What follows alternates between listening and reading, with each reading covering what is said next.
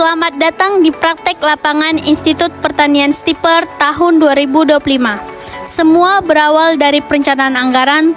Tahap pertama yang krusial dimulai dari estimasi biaya operasional, mulai dari pembibitan sampai dengan panen, juga dihitung secara rinci untuk mendukung efisiensi dan keberhasilan proyek. Acara selanjutnya perencanaan teknis. Acara ini menyusun strategi dan teknik yang akan kami gunakan di lapangan. Selanjutnya, di pagi hari, kami melaksanakan apel pagi sebelum melakukan perjalanan ke perkebunan Tlogo.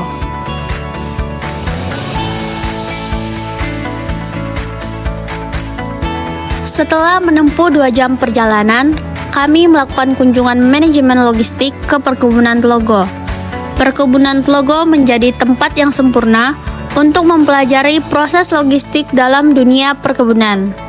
Di sini, kami memantau bagaimana bahan baku dan peralatan perkebunan didistribusikan, serta memastikan bahwa semua kebutuhan operasional tersedia dengan tepat waktu. Tanpa manajemen logistik yang baik, proses perkebunan akan terkendala. Perkebunan Tlogo didominasi oleh perkebunan kopi seluas 97 hektar, perkebunan karet 233 hektar, dan perkebunan cengkeh 64 hektar.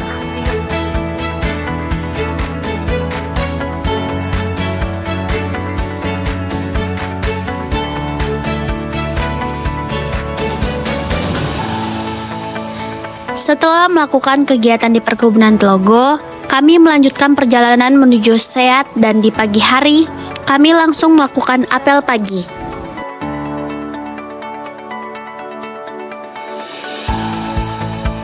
Pada acara pertama, kami melakukan persiapan lahan untuk menentukan kesuksesan tanaman. Kami menggunakan berbagai alat untuk mengolah tanah, memperbaiki tekstur, dan meningkatkan kualitas tanah agar tanaman bisa berkembang dengan baik. Setelah acara persiapan lahan, acara berikutnya adalah pembibitan. Semua tanaman yang kami tanam dimulai dari benih yang sehat. Kami belajar bagaimana memilih bibit unggul, merawatnya dengan hati-hati, dan memastikan bibit yang kami hasilkan berkualitas tinggi. Tanpa bibit yang baik, hasil panen pun tidak akan optimal.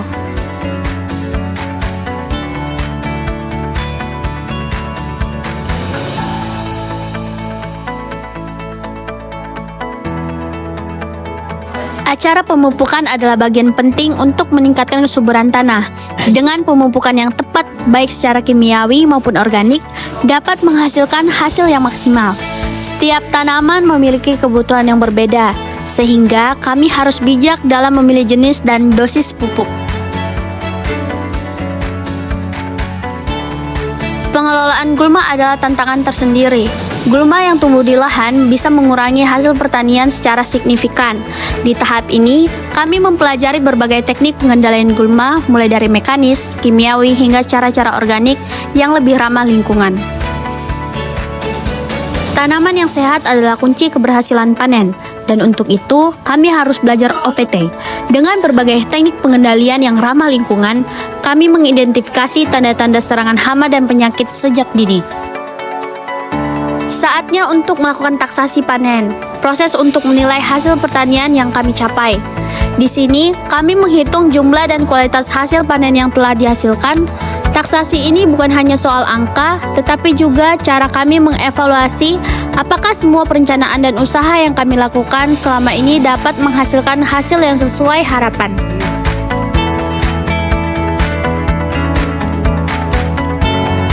Pengolahan CPO atau crude palm oil. Di sini kami belajar bagaimana kelapa sawit yang dipanen diolah menjadi minyak kelapa sawit mentah yang siap digunakan. Kami juga memperhatikan bagaimana proses ini berhubungan dengan keberlanjutan dan dampak lingkungan. Kami juga belajar tentang identifikasi lembaga yang terlibat dalam sektor pertanian, baik pemerintah maupun swasta, yang memiliki peran penting dalam mendukung perkembangan pertanian. Tibalah saatnya untuk mengevaluasi hasil yang telah dicapai selama pelaksanaan praktik lapangan. Evaluasi dan analisis proyek dilakukan sebagai bentuk refleksi dari pelaksanaan kegiatan lapangan. Pada Pada penilaian SWOT, kami dapat mengetahui kekuatan, kelemahan, peluang, maupun ancaman pada lembaga. Menghadirkan teknologi modern, kami juga memanfaatkan drone untuk memantau kondisi lahan secara menyeluruh. Pada acara multimedia, di sini kreativitas tercipta mulai dari pengambilan gambar, editing video, hingga pembuatan konten naratif yang menggambarkan proses kerja secara menarik.